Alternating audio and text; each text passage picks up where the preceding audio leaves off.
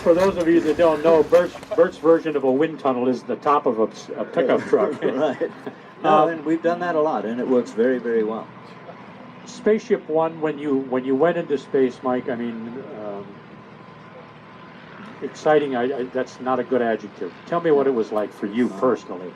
Well, it's nothing short of mind-blowing, you know. I mean, I never really expected to see what I saw. You know, I don't know why, I was dumb, I guess, and took off the first time I went to space. So actually the first time I flew out of the atmosphere, which was just a test of the feather.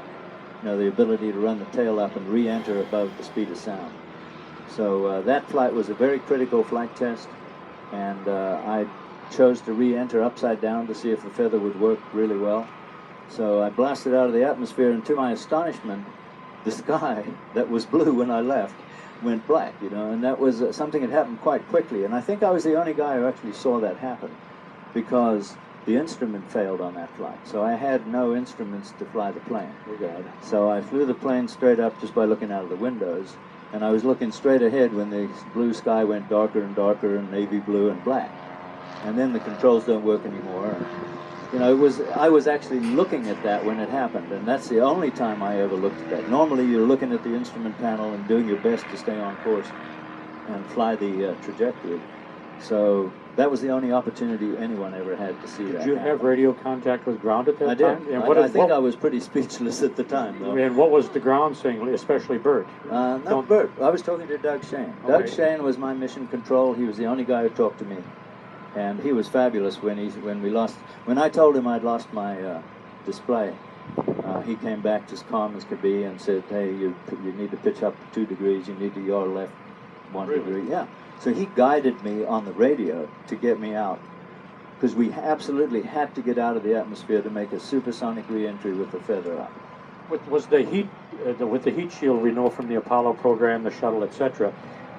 How much Bert redefined what was necessary? Was that a concern of yours, the re-entry? Because there's a nice article in this month's Sports Aviation about this. Tell me about the heat shield. And how Bert conquered that. Right. That was the biggest problem, right? And Bert had everything figured out when he came in my office. How we would launch, how we would do the flight test, how we'd get up there. We got time. They can wait. But the only thing that he could not do was bring us back alive. And that is a fairly large thing in my agenda. So, you know, in all honesty, I would have gone anyway, probably, because where do you get an opportunity like that? So, and I was a very old guy then, even older now. So, you know, I think I'm the second oldest guy who ever went to space. So it's hard to believe it was 7 years ago. It is, I was 64 then. Oh, you and I are kin. Oh my God. So anyway, he figured out that the feather would put the fuselage 90 degree, well, flat to the atmosphere. So we didn't enter nose first or like that. We came back flat. Belly flop. It's a belly flop. We just flopped into the atmosphere. The G built up very rapidly and went away quite quickly, back down to 1G. So it built up to 5.5 Gs and back down to 1G in maybe a space of 2 minutes or so. Sense of heat in there? So the heating time period was very short. See, the space shuttle comes in at much higher velocities, but he stays at above Mach 1, you know, for 20 minutes, 25 minutes. We were only in that condition for maybe 2 minutes. Did you sense any heat in the cockpit? No, not at all. Wow. And we had high temperatures close to the skin. All around the airplane, it was about 1,200 degrees F. But the ability of that heat to conduct into the structure, which would have died at 350 degrees, the structure would have softened, because it's a 350 degree cure. So the T sub G, or the point where it softens, is just above that. So that's a big, big difference. So the important thing that Bert figured out was that the air molecules are so far apart at 110,000 feet, which is where we really started hitting the atmosphere.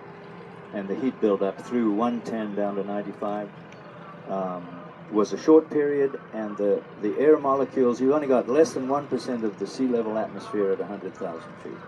So the ability for the heat to conduct itself into our structure was very poor.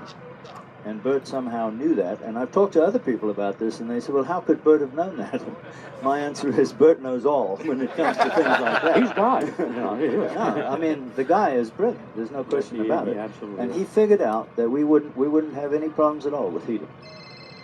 What's the other astronauts look? Have you talked to them? Are they looking at you like, nah, you are no astronaut. You didn't go into space. Or are they curious and saying, I'd like to have done what you did? I think most of them probably would have liked to have done what I did. I mean, I think, aside from Joe Walker, I'm the first person ever to fly myself to space. Right? The other guys all go on autopilots. I mean, they don't ever touch the controls on the launch. You know, they go up. No matter whether you're going on a Mercury or Gemini or an Apollo, you don't fly the airplane up there. It carries you up there like a bus. So I think what we did was more significant in some ways. We hand flew an airplane that had mechanical controls.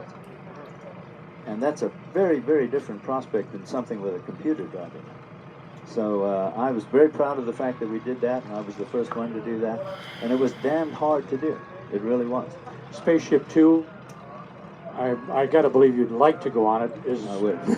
Is it the age factor coming into play now? Or they took the medical away, or what? I don't know. The medical's still there, and I'm still pretty fit. But, you know, my wife and I had an agreement. The Spaceship One program almost killed her emotionally. It really did. If you ever saw Dark Sky or Black Sky. Sally, where are you? She's around here somewhere. She's somewhere. She's hiding over in the corner. But she really suffered through that, and she never once said you can't do it. But when I had got it done, she made me swear that I wouldn't do it again. Really? So, although I was invited, and I was very seriously invited to be part of that program, I turned it down. You wish you were about 20 years younger. So now what I do is I'm the chase pilot on those airplanes. Good. So I've done more flying since I retired from scale than I ever did while I worked there. We're glad to have you with you. I've got to let Mike go in about 5 minutes. I can take a couple of questions from anybody in the audience. Just raise your hand. I'll come to you so that everybody can hear you. Hang on just a second. Your space flight, the Spaceship One, Yeah. it was in control, but it was rotating very quick. What was that like? Yeah, it was terrifying. It really was. I didn't expect that. Our aerodynamicist, Jim Ty, knew that was going to happen, and he warned us in a briefing some months ahead of that. He said, with this design, the directional stability is very poor at hypersonic speed. And Bert kind of shushed him and said, Jim, you know, you're 28 years old. What Can you imagine Bert doing that? He did do that. Yeah, I know, but So anyway, it happened. You know, the airplane is directionally very unstable at about 2.5 Mach number. So we were 2.67 or something, and I don't know whether I touched a rudder or I did something or the airplane just departed from controlled flight. But it did a snap roll at, 1,800 miles an hour. So fortunately, we were at 160, 170,000 feet and moving towards Mach 3. And the airplane yawed 15 degrees and pitched up 8 degrees and did a snap roll. And it was in the order of 350 degrees per second of roll rate.